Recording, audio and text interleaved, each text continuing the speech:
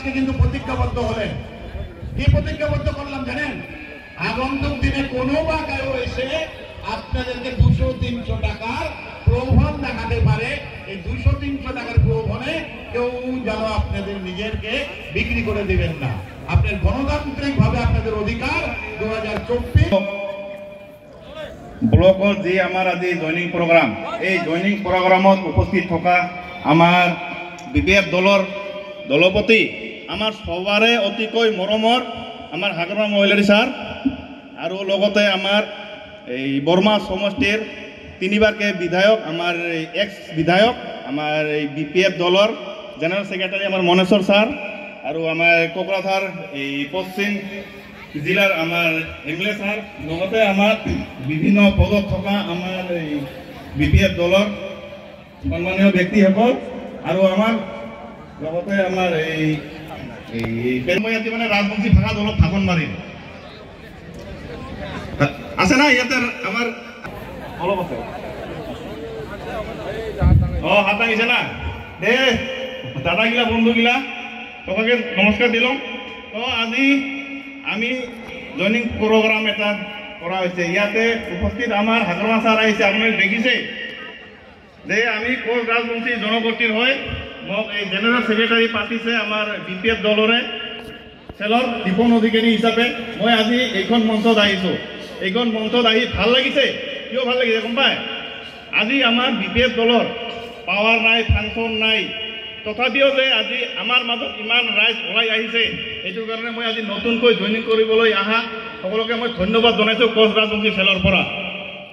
আৰু এইখিনিতে মই আৰু এটা কথা ক'ব খুজিছোঁ, আমাৰ যে ৰাজবংশী জনগোষ্ঠীটোৰ কাৰণে যি আমাৰ দীৰ্ঘদিনীয়া দাবী আছিল এছটিকৰণ, এই এছটিকৰণ কৰাৰ কাৰণে যি আমাৰ হাগ্ৰামা মহিলাৰী ছাৰে 2বাৰকে এনঅ'চি প্ৰদান কৰিছিল 2016 চনত।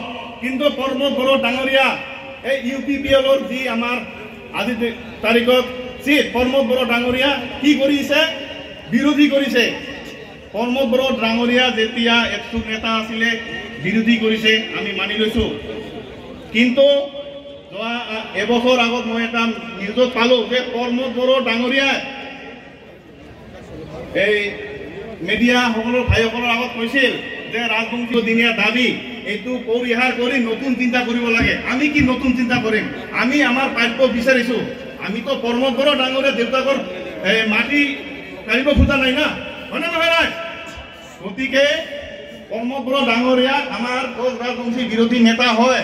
আৰু মই কোচ ৰাজবংশী ভাই আই মাতৃসকলক এটাই অনুৰোধ জনাম যে প্ৰমোদ বড়ো ডাঙৰীয়া চলে বলে কৌশলে ৰাজবংশীসকলৰ ভোট আদায় কৰিব এইবাৰ খুজি আছে 2024 চনত MP ইলেকশ্যনত।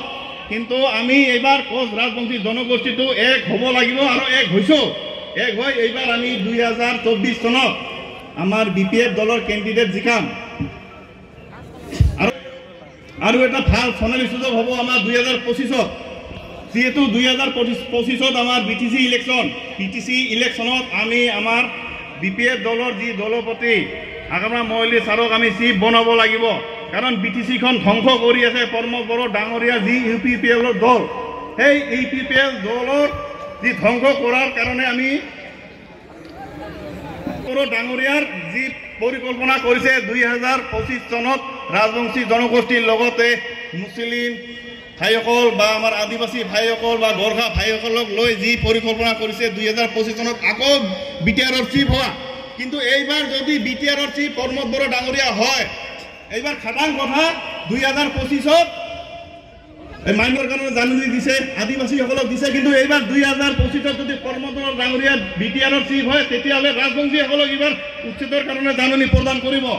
এইকাৰণে আমি ৰাজবংশী ভাইসকল একগোট হৈ এইবাৰ আমি 2025ত হাগ্ৰামা মহিলাৰী ডাঙৰীয়া দেৱৰ নেতৃত্বত এখন সুন্দৰ বিটিচি চৰকাৰী সহায় কৰিব লাগিব। কাৰণ বিপিএফ দলৰ যি আদৰ্শ নীতি এইটো আপোনালোকে দেখিছে আজি এইখন মঞ্চত। এইখন মঞ্চত 9টা চেল আছে, সব জাতি জনগোষ্ঠীৰ চেল আছে। আদিবাসী চেল আছে, নাথযোগী আছে, ৰাভা আছে, সূত্ৰধৰ আছে, হিন্দীবাসী আছে। 9টা চেল আছে। 9টা চেল এই কাৰণে আছে, যেনেকুৱা এখন বাগিচাত এটা ফুল হৈ এখন বাগিচা নহয়, তদ্দূৰক BTC-খনো এখন ফুলনিৰ নিচিনা ইয়াতে সব জাতি জনগোষ্ঠী থকাৰ অধিকাৰ আছে, সম অধিকাৰ সমমৰ্যাদা আছে। সেইটোৰ কাৰণে সব জাতি জনগোষ্ঠী লৈ পেলাই এটা দল হ'ল, এইটো হ'ল BPF দল। আপোনালোকে গম পায় যে প্ৰমোদ বড়ো ডাঙৰীয়া অকল খালি নিজৰ স্বাৰ্থৰ কাৰণেহে এতিয়া কি কৰিছে, এই আমাৰ যোৱাকালি যিটো আমাৰ চিৰাং জিলাৰ বাথৌখেৰাই ৰিজৰ্ভ এটা জইনিং প্ৰগ্ৰাম হ'ল, আপোনালোকে কিজানি নিজত দেখিছে। কি দেখিছে? এই আমাৰ সৰু যিখিনি আমাৰ এই ভাইটি ভণ্টিসকল যুৱবিলাক ষ্টুডেণ্টবিলাকক লৈ আমি এটা কালি 3000ৰ অধিক যুৱক যুৱতীয়ে BPF দলত যোগদান কৰিছে। একদম নিউ, মানে নতুন। কিছুমানে খালি নতুনকৈ এইবাৰ ভোটাৰৰ নাম উঠিছে, কিছুমানে এবাৰ দুবাৰ দিছে এনেকা। কিন্তু কিয় কৰিছে গম পায়? যে প্ৰমোদ বড়ো ডাঙৰীয়াই সেই যুৱক যুৱতীসকলৰ ভৱিষ্যত অন্ধকাৰ কৰিছে। কিয় কৰিছে? প্ৰমোদ বড়ো ডাঙৰীয়াই যি BTC-ৰ যি 3rd গ্ৰেড 4th গ্ৰেড দিয়া ডিপাৰ্টমেণ্টৰ যি 16টা ডিপাৰ্টমেণ্ট, এই প্ৰমোদ বড়ো ডাঙৰীয়াই নিজৰ গাদীৰ স্বাৰ্থ, নিজৰ BTC-ৰ চিফ মানে হোৱাৰ কাৰণত এই 16টা ডিপাৰ্টমেণ্ট দিছপুৰত বন্ধক থৈছে। এই বন্ধক থৈ আজি যে আমাৰ ইয়াত আহি মাতৃ ভাই, ছোট ভাই, বন্ধু ভাইটিবিলাক যে আহিছে, এইবিলাকৰ ভৱিষ্যত অন্ধকাৰ কৰিছে। গতিকে যোৱাকালি যিখিনি ল'ৰা ছোৱালী আমাৰ BPF দলত যোগদান কৰিছে, এইখিনি বুজি পাইছে যে আমাৰ যদি জীৱনটো উন্নতি কৰিব লাগে, আমি যদি মানে চাকৰি পাব লাগে গভৰ্ণমেণ্টৰ পৰা, কোনে দিব? এইটো BPF দলে দিব বা সাগৰ মহলী ছাৰৰ নেতৃত্বত BPF গভৰ্ণমেণ্টে দিব। এইটোৰ কাৰণে যোৱাকালি 3000ৰো বেছি ল'ৰা ছোৱালী BPF দলত যোগদান কৰিছে। মই এইখিনিতে আৰু অনুৰোধ জনাম যে আপোনালোকে 2026তো আমাক বা BPF দলৰ নামৰ ছবিত ভোট দিব লাগিব। কিয় গম পায়? আমি দিছপুৰৰ MLA পঠাব লাগিব, বিধায়ক পঠাব লাগিব না। আগতে আমাৰ BPF দিন থকা অৱস্থাত 3জন মিনিষ্টাৰ আছিল, কিন্তু এতিয়া এজন মিনিষ্টাৰ দিছে UPPL গভৰ্ণমেণ্টৰ পৰা। কিন্তু কি মিনিষ্টাৰ ৰাইজ আপোনালোকে গম পায়? এই আমাৰ UG বৰ্মা, মোৰ ঘৰৰ ওচৰতে হয়, ইয়াৰ বাটাবাৰী, মোৰটো বেলদাৰী, ইখন গাঁও হয়। আপোনালোকে গম পায় UG বৰ্মা কি মিনিষ্টাৰ দিছে? একো গম নাপায়। কিন্তু আমাৰ BPF-ৰ গভৰ্ণমেণ্ট থকা অৱস্থাত 3জন মিনিষ্টাৰ আছিল, পাৱাৰফুল মিনিষ্টাৰ আছিল। কিন্তু এইখিনি কৰিবলৈ হ'লে আকৌ এইবাৰ আমি যদি 2026 যদি আমাৰ BPF দলৰ গভৰ্ণমেণ্ট হোৱাৰ পিছত যদি আমি দিছপুৰত 15জন আমি MLA পঠাব পাৰোঁ, এইবাৰ 3জন নহয় 7জন লাগিব, আমাক 7জন মিনিষ্টাৰ লাগিব। আৰু দিয়াৰ কাৰণে বাধ্য হ'ব আমাৰ এই দিছপুৰ চৰকাৰে। যে এইটো কৰাৰ কাৰণে আপোনালোকে মূল্যৱান ভোটটো 500 টকাৰ বিনিময়ত বিক্ৰী নকৰিব। 500 টকাৰ বিনিময়ত 5 বছৰ আপোনালোকে মানে কিবা নকৰিব, কি কয় এইটো, ধ্বংস নকৰিব আপোনাৰ জীৱনটো, আপোনাৰ ল'ৰা ছোৱালীৰ জীৱনবিলাক। আমাৰ এই আজি যে এই যে আমাৰ সন্মুখত ভাইটিবিলাক বহি আছে, আপোনালোকৰ জীৱনবিলাক ধ্বংস নকৰিব, ল'ৰা ছোৱালীৰ জীৱনবিলাক। 500 টকাৰ বিনিময়ত 5 বছৰ কোনেও খাব নোৱাৰে। 500 টকাৰ বিনিময়ত যদি আপোনালোকে UPPL ভোট দিয়ে, তেতিয়াহ'লে ভাবিলেও আপোনালোকৰ জীৱনৰ আৰু অন্ধকাৰে কৰি আহিব। গতিকে আপোনালোকে এইটো সজাগ হ'ব লাগিব, 500 টকা দিবলৈ আহিলে আপোনালোকে ৰাতিলৈ থাকিব লাগিব।